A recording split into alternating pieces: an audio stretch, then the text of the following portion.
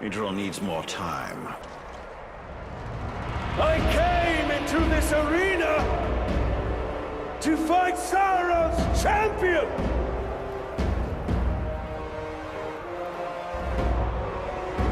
I am still waiting!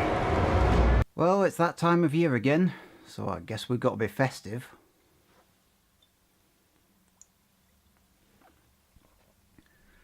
But we have got a lot to discuss about this game. We've got the fighting, we've got the world, we've got the Nemesis system, of course. And yes, of course, the microtransactions.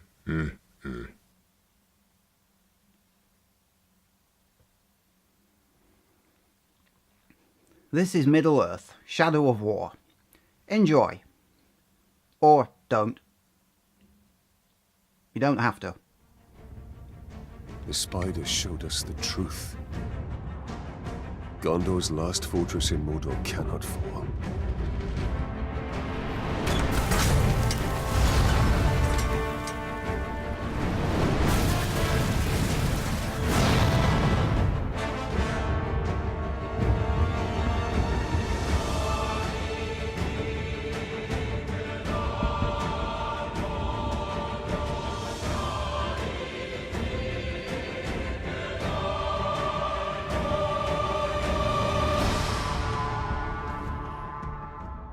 Well, what can I say about Shadow of War?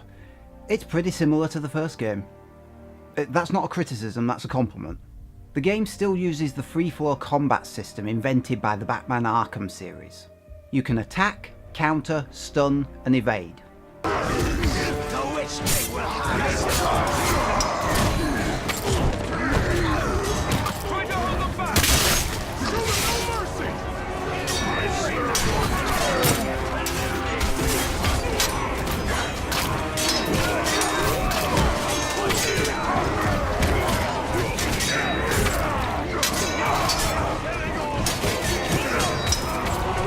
You have a massive raft of skills to purchase, granting you more ways than ever to rip your opponents apart, and each skill is upgradable itself.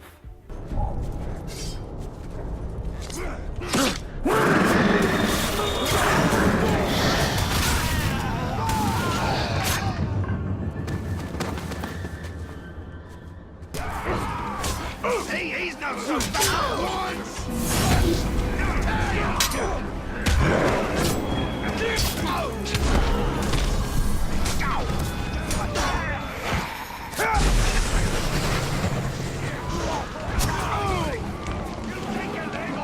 Main missions are divided into quest givers, along with sieges, side missions, and various collectibles.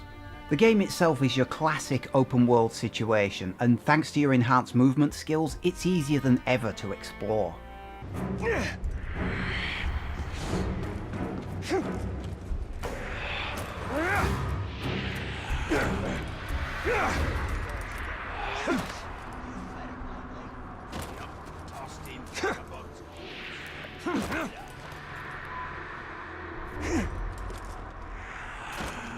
And then things get interesting.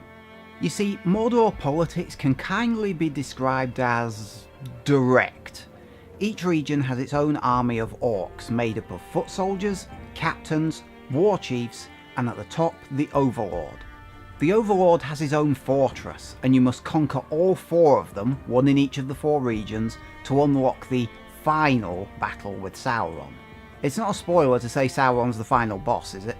Anyway, the fortresses are too heavily defended for a solo assault, since every war chief plus their bodyguards swarm you if you even try. You need an army of your own.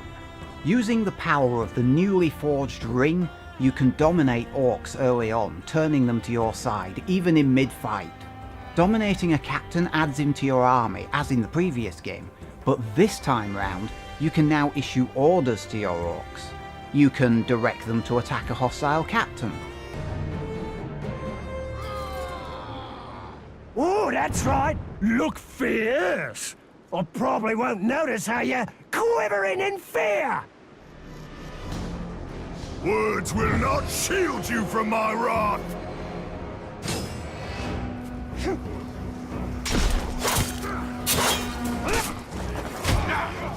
Too quick!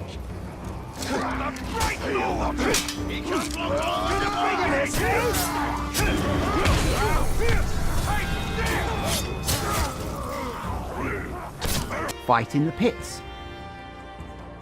I am your doom! I am your doom!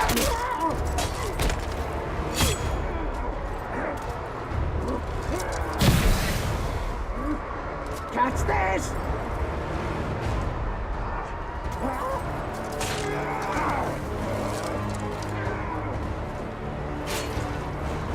Your end is here! Oh, missed!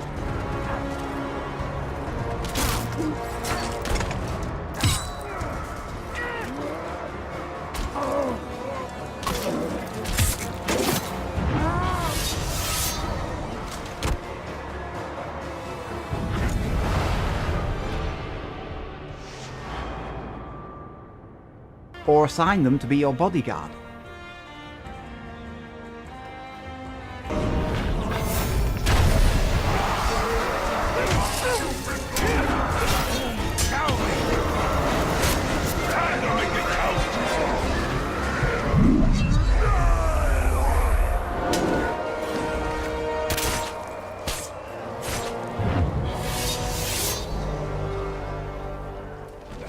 Come on, Ranger! He wasn't so tough. And all of this is building to the main fortress assault for that region. You see, to take over the fortress, you need to build an assault force, an army, a proper army. Any captain that you've acquired thus far can be placed on your assault force, and each captain you place on the force can have a bonus assigned to them which aids in attacking the fortress. Similarly, the enemies at the fortress will have their war chiefs as the defenders, and each war chief confers a bonus on the fortress. Now, the more captains and the more bonuses you field, and the more war chiefs you take out ahead of time, the better your odds of success, because the stronger your force gets and the weaker theirs gets. You can attack before you're ready, but I wouldn't recommend it.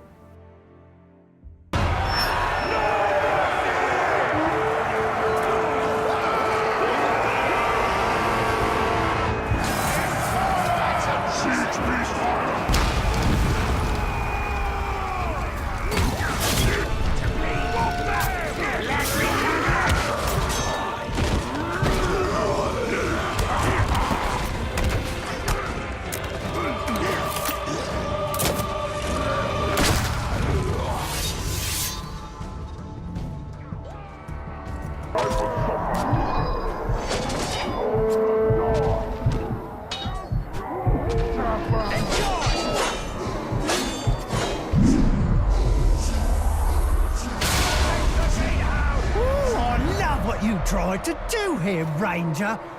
Really inspiring stuff. You mind if we nail up your corpse somewhere so all the lads can get inspired? And yes, the game still has, what I'm amazed still hasn't been patented yet, the Nemesis system. Typically a game's primary characters, in this the captains, war chiefs, overlords, would all be pre-built by the designers. But that's not what happens. Every single orc in Mordor has their own abilities, personality and appearance. But get this, every single one is randomly generated by the game's programming. Not one of them is created by a game designer, but it doesn't feel like it. They all feel like fully rounded characters, not just clone targets that you're beating up. The encounters themselves are awesome as well. There's regular foot soldiers, for example, that can land the killing blow on you and get promoted to captain because of it. And they always have a name, which means you always know exactly which orc that killed you. And then once they are captain, you start seeing, well, really impressive stuff. There's one captain that I got some intel on, and then 2 minutes afterwards, he ambushed me.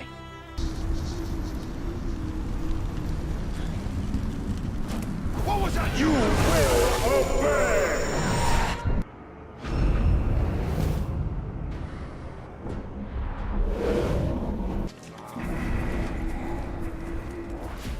Some boy! You want to know about me? Good. Who want to know about you too. Azagur. And he actually killed me and broke my sword. He broke my sword. I had to go off, find one of my captains, get him to ambush the enemy, and then take a bodyguard with me. So it was 3-on-1. Well, actually it was 3-on-2. He had a helper. And it was 3-on-2, and we dropped him very quickly, and I got my sword back. And then the bastard ambushed me again later. I killed him, and he defied death. And he came back later and beat me up again. And that guy was particularly annoying because he gets enraged just by getting injured. Makes it a bugger trying to combat an orc that's enraged. One captain ambushed me from behind when I summoned my Caragor, and he warned me that it was dangerous. What did I do? Unleashing Caragors on the battlefield comes with certain risks. Tugog. Another captain ambushed me from behind when I poisoned a grog barrel from a distance, and he actually criticised me for not doing it right.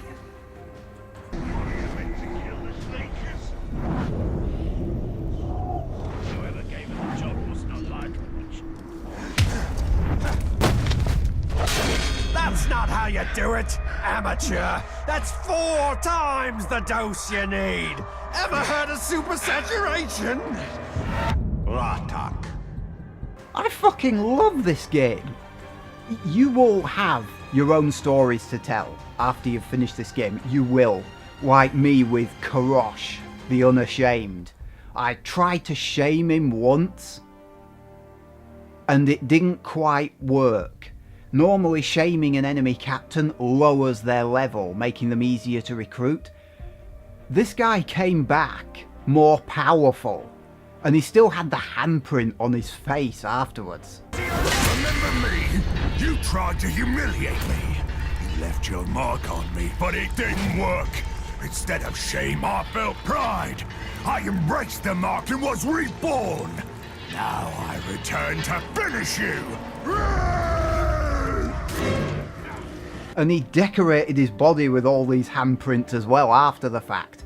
And I had to shame him a second time, and then encounter him a third time, go chase him down a third time, and finally I recruited him.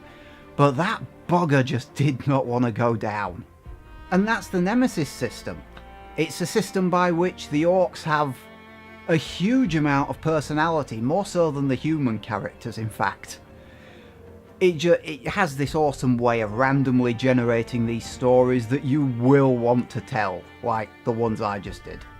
When dealing with orc captains, you need to be aware of their abilities. Strengths and weaknesses vary from one to the other. Taking advantage of a captain's terror makes him easy pickings.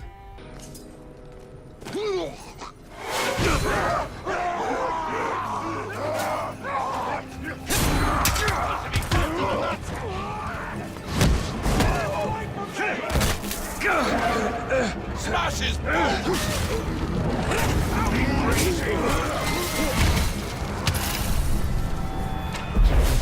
He took his leg! Submit! But tripping a rage trigger is very dangerous. Very dangerous.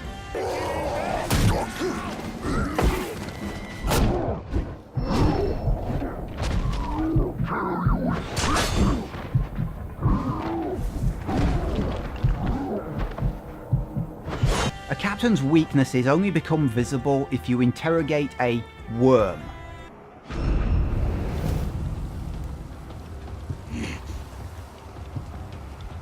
In addition to the siege missions I already mentioned, the other major addition to the game from the first one is loot.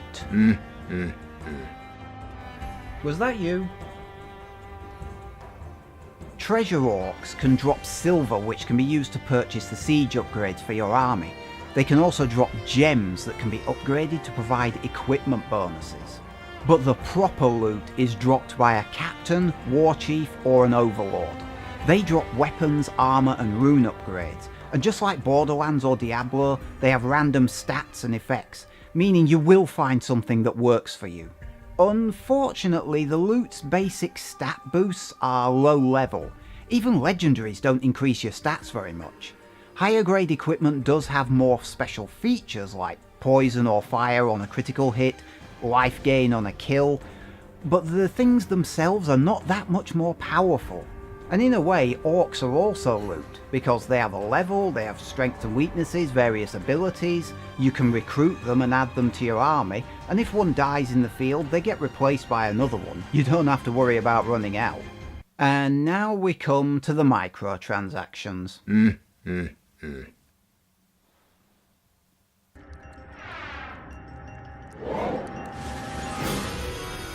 Can I help you?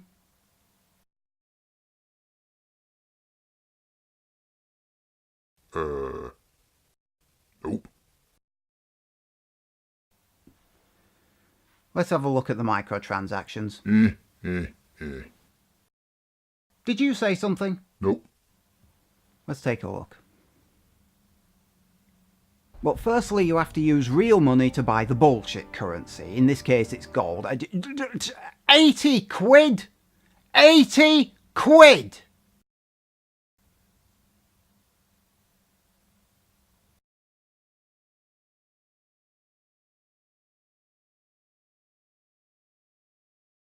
Is he okay? 80 quid! Oh no, he's fine. If this on its own doesn't convince you this is bullshit, there's something wrong with you. Don't ask me why, there just is. So what can you buy with it? Well, loot boxes, naturally. Now, the loot boxes are randomised, but they do technically guarantee certain things. If they say they're going to drop a legendary, they'll drop a legendary. But basically the boxes drop exactly the same kind of stuff you'll get in-game. Exactly. And that's why it doesn't ruin the game balance. Are you still here? Yeah. Another problem I have with all this is the pricing of the boxes. See, the price of the gold from the store is bought in, well, certain amounts, and you'd be hard pressed to find a couple of loot boxes that add up to one of these amounts. It is true that there's like a loot box on there for 260 and one for 240, and if you add them together you get 500 and you can buy that. But most of the boxes and bundles, you can't do that with them. You can't use up all your gold. That's the problem. You have to buy more gold than you actually need. So you'll always waste some. But these loot boxes guarantee stuff. Okay, look, I'm going to boil this down to two simple questions, okay? Okay. Do the loot boxes harm the game? No. Yes. Do the loot boxes help the game? No. What? No, they don't. You see, the loot boxes don't drop anything you can't earn in-game. It can take you a while, or bloody ages, but you can get it. But that's the point. They're time savers. If people don't have the time to grind for stuff, they can just buy it. So instead of playing the game, you can pay for progression. Yeah. So you're paying more to play the game less. If that isn't the definition of getting less value for money, I don't know what is. But nothing. If you've bought these loot boxes with real world money, I pity you. Because you got screwed. Great, so you hate the game. Oh no, the game's awesome. Go buy it. What? Yeah. This game has good world building, great combat, excellent characters. Well, the orcs are excellent characters. The humans are ironically dull. And the story doesn't really get interesting as such until the final sections. Up until Sauron and after him, you'll unlock a couple of extra abilities, and the game enters an endgame phase. You can mop up the missions you missed, continue to level and earn loot, and fortress defense missions open up. where you get to play the fortress missions from the other side. It's well worth playing till the end and a bit beyond, even though that endgame phase does get a bit much and a bit grindy after a while. And I almost completely forgot to mention a couple of things. First, there's a season pass for 33 quid, because of course there fucking is. Don't buy it until you know how good the stuff inside it is. Second, Forthog Orc Slayer is now apparently part of a free update, as opposed to paid DLC. Unfortunately, I can't confirm this since I haven't seen him in game yet. But apart from that, great game. So you do like it? Just stay away from the microtransactions. Oh, come on. No, seriously, you don't have to pay for loot boxes in this game. You can buy silver loot boxes with the in-game silver. And even though the gold loot boxes and mithril boxes of course require gold to buy, I earned 500 gold from a challenge. And I completed it, and that's what I used to get my 2 loot boxes in the game. Ah, shit, did we leave that in? What? Nothing? I'd thoroughly recommend this game to anybody. Shadow of War, in my opinion, gets an 8 out of 10. I like this game, it's a great game. I love the world, I love the fact that the orcs adapt to what you say, they reference what's happened. Even if you've done something to them previously, they'll bring it up. If you get in the middle of a fight that's ongoing, they'll reference that, oh come on, I was in the middle of this and now you show up. It's amazing. I wish more games used the Nemesis system. I really do. I don't think they've patented it yet, so there's still time to do something with that. Please God, let someone do something.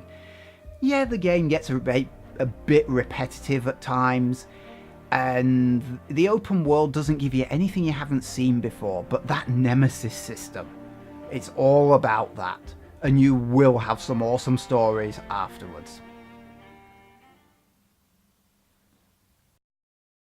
Is that it? Yep, I'm done. Alright.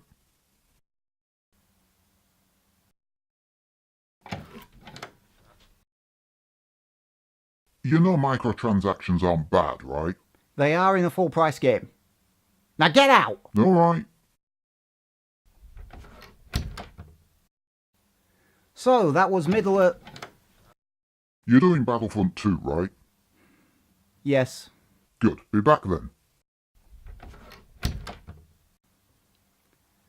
Can't wait.